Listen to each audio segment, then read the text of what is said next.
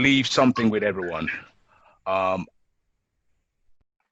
I am 52 and I've spent, wow, I, being an African kid, I left home at the age of 16, um, moved to New York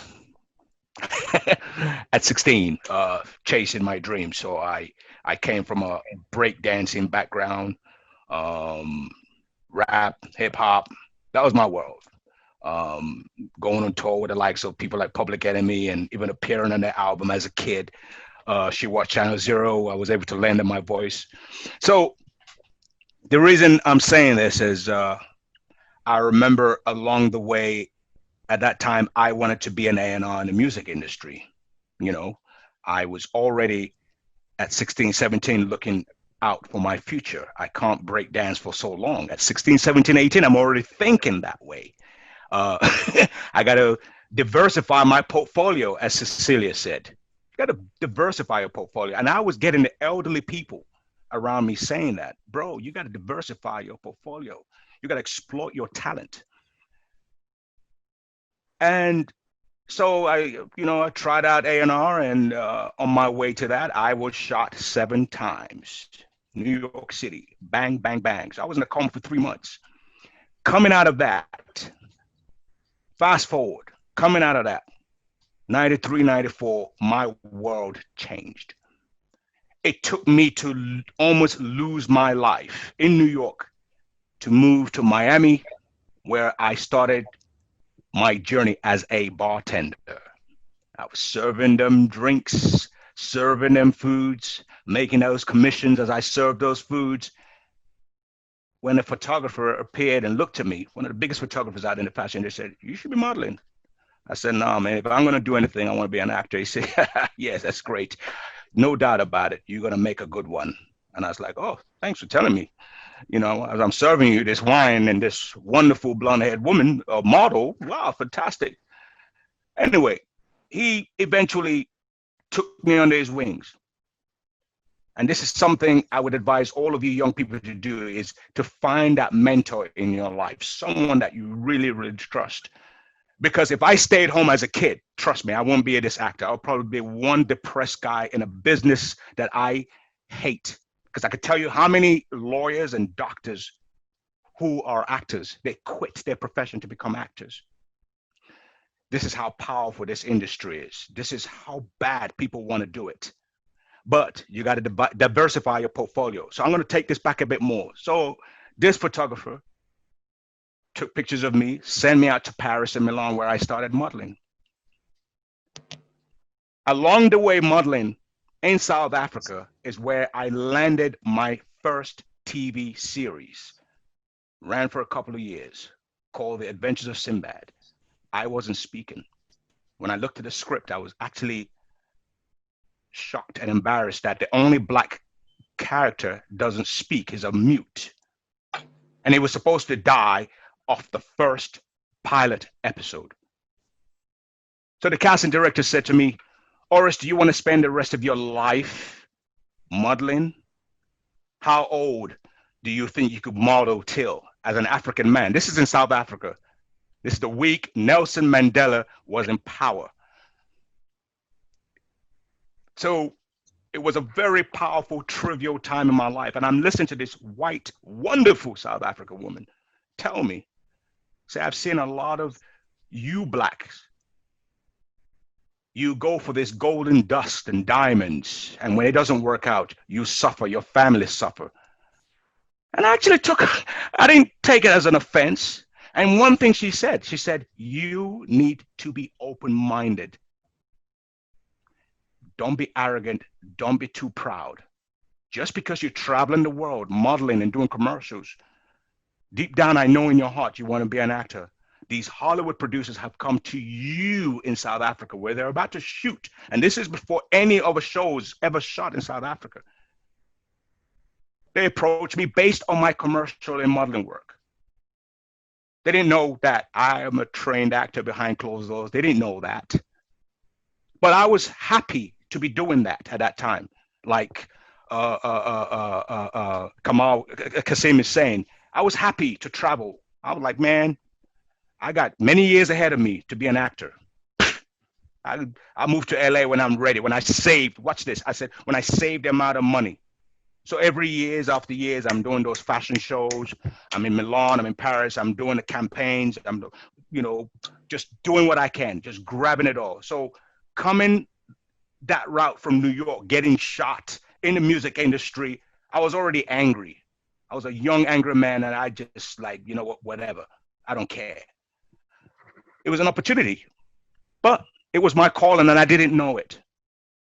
So it was in South Africa where a casting director said, I would like, Oris has been requested for by a couple of producers from LA. I thought, yeah, right. A joke. Then seeing the script, I don't speak. And the reason I'm going to talk about this whole opportunity thing is I know, and I could say this, a lot of my fellow young actors right now, some of you here, you're just starting out. You will get opportunities and you will shrug your shoulders and go, what? Me? Why? Me, the only black guy gonna do this? Dehumiliate? You know what I did? At that age, I was able to sit down with the producer and director. I said, why is it that the only black guy on this show doesn't speak? You know what they say to me? If you know where most of your big Hollywood stars that you look up to started and how they started, you would understand. Take this opportunity, explore it. Let's see how you do in the first episode, and we'll think about it. I was a bit upset because it was just one episode. So I kind of walked away, whatever kind of attitude. And right after that conversation, I was supposed to fly to Milan. It's 95. I was supposed to fly back to Milan to make that easy, quick hustle modeling money. Lost my passport. They called me as I was at the airport. I hope you haven't taken off back to Milan. So this deal was on a Thursday night. Fast forward on a Monday morning, I'm at the airport ready to leave. They call me, hey, the producers really, really like you. They want to work with you. I suggest you take it. This will be a key to your future as an actor. Trust me. Take this shot. Explore this shot. Exploit it. Give it everything 100%. Okay. Guess what? Landed a job, got on set. When they sent the tape, the film, we used to use film back then. Not what we're using now. Even TV shows were being shot on films. When they shipped this whole thing back to LA for viewing, guess who had the highest score from the audience? That black dude that don't speak. That was the beginning of my career. The show is called The Adventures of Sinbad. And I went on from that to do many things. Now, what would have happened if I had that arrogant, uncohesive state of mind? If I say, you know what, I don't want to do this. The only black dude in here. F you people. I didn't do that. I sat back, I meditated, I thought about it. Not only did I get past the first episode, I became one of the series regular based on the pilot. The Hollywood Reporter had a review on me. Look, again, I was a mute. So it's beyond being a mute. I had to learn it took me into places. I explored the character. I really exploited it. Sign language, everything. And you know what? At the end of the day, I got a free school and a university out of that. I didn't go to no degree to act and all that stuff. You know, Juilliard, forget that. Lambda in London, no. I left England at 16 because you know what? The opportunities were pretty dry, were pretty slim. I would have been breakdancing on the streets in London for the rest of my life. But my point is never give up. Never be ashamed to hustle. Never be ashamed to serve them dishes, sell those wines. Never be ashamed. Now, with the Codiv, we have the opportunity to do podcasts. There's a lot of money out there, people. I was very fortunate that from 16, I knew how to hustle. I knew how to hustle. It's about the hustle. Now I met two of my biggest idols in the world. I'm not going to mention their name because this is not what it's about. I don't like to drop names. I could care less. I care about us, all of us here right now. That's important to me. And they said, yo, you're lucky. You're part of a generation. You could model, you could do commercial. Man, you could save your money, get into real estate. God damn. I wish I was you. And this was in the 90s. I wish I was you. And I'm like, brother, look at you. You're supposed to, what? No, but he had a point. And this is the point I'm going to take to all of you here. You all of us, even now more so than ever, at 52. And I'm looking at you guys. Oh, I see gold. I see gold. I'm so sorry. I see gold. Get your hustle on. I'm keeping it real with you guys. You could play that guitar. Hey, I could produce music. You know I have a jewelry company. I design jewelry, and not cheap jewelry neither. And you know how I got into that? I was with a daughter in 2002. And after my very big movie, Sometimes in April, on HBO, I didn't feel like working in the film industry anymore. The stuff I saw in Rwanda really messed me up as an actor, but in a positive way. I needed time to reflect. I just played a movie where 1 million Black people were slaughtered in a month. Come on. Forget the police beating people in America. No, in this day and age, in 94. So coming out of that, I was introduced to a jewelry designer. And it was just to sell jewelry. I went from selling to creating. And years later, as part of my thinking, my wife and I, 5 years ago, opened our jewelry company. So I can afford to sit back when someone sends me a script that makes no sense. I look at the script. I give the writer a call. I said, can we meet for coffee? Now, why do you want the character this way? And we negotiate. So when you get scripts you don't like, negotiate. You don't have to be an Oscar winner to do that. Negotiate. Say, listen, I need to talk to you. So why is the character... explain to me. You want the character to wear this or do this, and you'll be surprised that out of that conversation, you're able to convert that writer, that director, even the casting director, based on the fact that you gave one of the greatest performances. So you got to make sure your performance is on point before you start making decisions, because that decisions could be what will take you to the Oscars if that's what you're into. Halle Berry did it, and let me tell you, damn it, she doesn't have to worry about a damn thing. So we need to think twice. You want to take care of your family? You want to pay your rent? What is it? You can't have it. Which comes first, the egg or the chicken? You can't have it any other way. You got to take care of your family. You want to protest? You know what? Shut it down. Let's go to the UN. We could talk about that. But to get to the UN, for anyone to hear any of us who are fighting right now for civil rights and all of this, we have to be incredibly good at what we do. Because nobody's going to listen to you unless you've cracked it at what you're doing.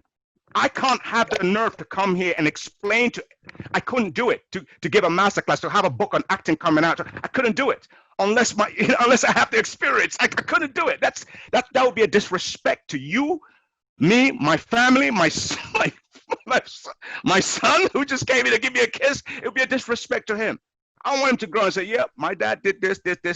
I marched for the release of Mandela as a breakdancer. Years later, I'm in his country in 94, modeling, and I landed the biggest TV series at that time. Hey, man, you see, as Kasim say, life is full of experience, so take it. Take those journeys. Please, I beg you, take those journeys. Take those journeys. And you know what? Everyone's journey is the same, is not the same. Everyone's journey is different. But you are only you. It's only you, Cecilia. It's only you, Evan. It's only you, Amanda. It's only you. You're the only one that can make something happen, something different that no one in the world could duplicate. Once you understand that, if they send a damn script to you, woman kissing a woman, man kissing a man, look at that script and go, who's shooting this script? Or how do you're going to shoot this script? What have you done? Oh, okay. Oh, wow. Oh, you won an Oscar. Okay, great. Fantastic. What have you done? Because, and the question would be, who are you to ask me this question? I said, no. I have a fan. I have a fan base. I'm a brand. And guess what? I've done a film. One of my films coming out. You guys are going to be shocked. I wouldn't even explain, but the meetings, the endless meetings I went to take that role educated me and the director. And that film led me to another lead in the film. So at the end of the day, guys, you gotta think for yourself, your family, your friends, your community, and you gotta be responsible.